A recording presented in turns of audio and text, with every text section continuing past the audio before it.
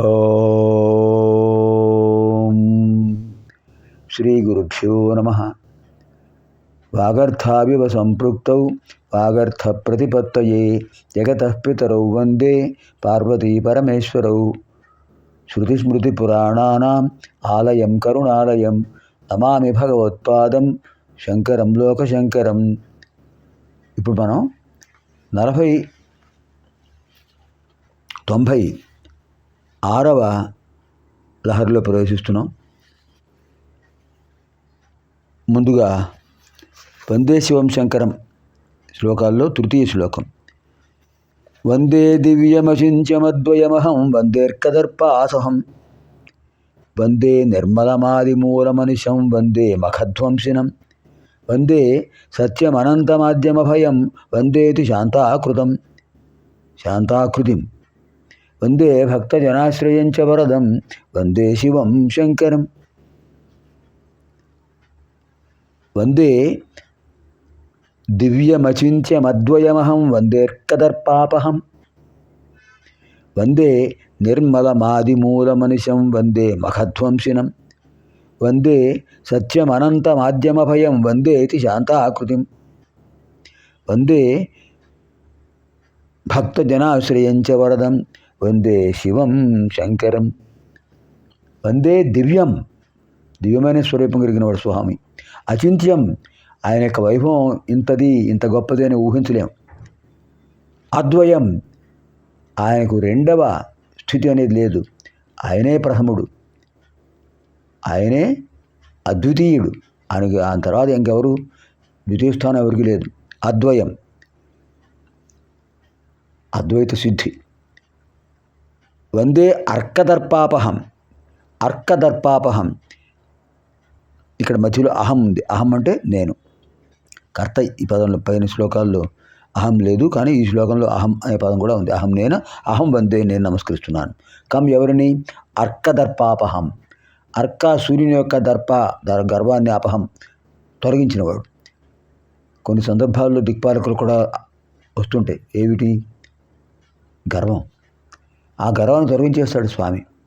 అర్క దర్పాపహం, సూర్యుడు యొక్క దర్పాన్ని అపహం పోగొట్టాడు, గర్వాన్ని పోగొట్టాడు.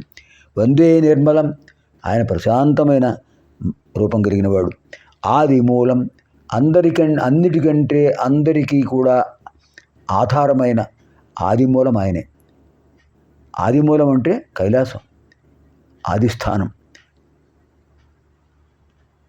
ఆదిమూలం. అనిశం వందే, ఎల్లప్పుడూ నేను నమస్కరిస్తున్నాను.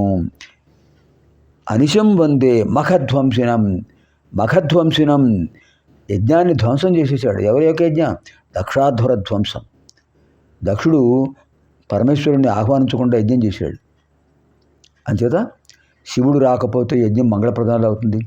ధ్వంసం అయిపోయింది. అంచేత మఖధ్వంసి దక్షుడు యొక్క యజ్ఞాన్ని ధ్వంసం చేసేసాడు. వందే సత్యం అనంతం ఆద్యం అభయం, సత్యస్వరూపుడు, అంతము లేనివాడు, ఆద్యం లేనివాడు, అనాది మధ్యాంత స్వరూపుడు. అభయం, ఎప్పుడూ భక్తులకు అభయం ఇస్తుంటాడు. నేనుండగా నీకు భయమేలా అంటుంటాడు స్వామి. వందేతి శాంతాకృతం, శాంతమైన ఆకారం కలిగినవాడు, ప్రశాంతమైన ఆకారం కలిగినవాడు. ఆయన ఎప్పుడూ అలా ధ్యానముద్రలో ఉంటాడు. వందే భక్తజన ఆశ్రయం చ వరదం వందే శివం శంకరం. భక్తులకు ఆశ్రయించినటువంటి ఆ స్వామివారికి నమస్కారము. వందే దివ్యమచింత్యమద్వయమహం వందేర్కదర్పాపహం వందే నిర్మలమాదిమూలమనిశం వందే మఖధ్వంసినం వందే సత్యమనంతమాద్యమభయం వందేతి శాంతాకృతిం, శాంతమైన ఆకృతి గలవాడు. వందే భక్తజనాశ్రయం చ వరదం వందే శివం శంకరం. ఇప్పుడు 96వ లహరి. ధైర్యాంకుశేన నిభృతం రభసాదాకృష్య భక్తి శృంఖలయా పురహర చరణాలానే హృదయమదేభం బదాన చిద్యంత్రైః. ధైర్యాంకుశేన నిభృతం రభసాదాకృష్య భక్తి శృంఖలయా పురహర చరణాలానే హృదయమదేభం బదాన చిద్యంత్రైః. హృదయమదేభం, హృదయమదేభం మదేభావం మదించిన ఏనుగు ఏమిటిది హృదయం. నా హృదయం అనే మొదటి ఏనుగును ధైర్యాంకుశేన ధైర్యమనే అంకుశంతో చ్యుత్యంత్రై జ్ఞానమనే యంత్రాలతో నిభృతం రహస్యంగా అంటే ఎవరికి తెలియకుండా నైపుణ్యంతో రభసాత్ వేగంగా ఆకర్షించి పురహర చరణ ఆలానే పురహరుడు ఎవరు?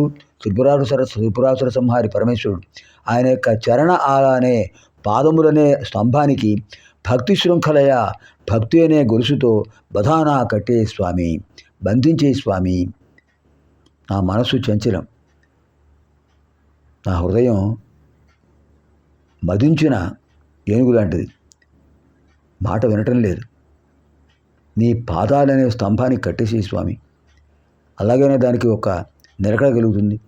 అద్భుతమైన రూపకాలంకారం ఉపయోగించారు. ఉపమేయమునందు ఉపమానం యొక్క గుణమును ఆరోపించుటయే రూపకం. మదపుటేనుగులను గోతులపై సన్నని గడలు వేసి వాని మీద పచ్చగడ్డి మరిచినట్లు చేసి ఆకర్షిస్తారు. అవి అక్కడికి వచ్చి గడ్డి తినడానికి వస్తుంటాయి. అడుగు వేయగానే ఆ పైన ఉన్న గడకరలు విరిగిపోతాయి, గోతులో పడిపోతుంది. అలా కొన్నాళ్ళు నుంచి మిగతా ఏనుగుల సాయంతో కానీ యంత్రాల సాయంతో కానీ పైకి తీసి దాన్ని అలవాటు చేసుకుంటారు. ఇక్కడ పురహరుడు ఎవరు? మన మనస్సును అలవాటు చేసుకునేవాడు. ఈ మనస్సు మదించిన ఏనుగు, దాన్ని బంధించాలి. భక్తి అనే బంధంతో బంధించాలి. ఎక్కడ బంధించాలి? పరమేశ్వరుడు పాదాలకు బంధించాలి. ఓ స్వామి, నా హృదయమనే మదపుడు ఏనుగును నేర్పుతో వేగంగా జ్ఞానమనే యంత్రాలతోనూ ధైర్యమనే అంకుశంతోనూ ఆకర్షించి త్రిపురాసుర సంహారుడమైనటువంటి నీ యొక్క పాదములనే స్తంభానికి భక్తి అనే గోస్తూ బంధించేయండి స్వామి. అప్పటికైనా నా మనస్సు చాంచల్యం పోగొట్టుకుంటుంది, నా హృదయం కఠినత్వాన్ని పోగొట్టుకుంటుంది, గర్వాన్ని పోగొట్టుకుంటుంది. ఎంత అద్భుతమైన భావన. ధైర్యాంకుశేన నిభృతం రభసాదాకృష్య భక్తి శృంఖలయ. భక్తి శృంఖల, భక్తి అనే గొలుసు. పురహర చరణాలానే, ఆలానం అంటే ఏనుగులను కట్టే స్తంభాన్ని ఆలానం అంటారు. పురహర చరణ ఆలానే, పురహరుడు యొక్క పాదములనేటటువంటి స్తంభానికి హృదయమదేహం, హృదయమనే మదించిన ఏనుగును బధాన బంధించు స్వామి. వేటితో? చిద్యంత్రై, జ్ఞానమనేటటువంటి యంత్రాలతో. ఆ జ్ఞానమనే యంత్రాలతో బంధించేస్తే ఎక్కడికి కదులుతుంది? ఇంకా కదలదు. పునర్మిలామ ఆగామిని శ్లోకస్య అధ్యయన కార్యక్రమే. శుభం భవతు. స్వస్తి.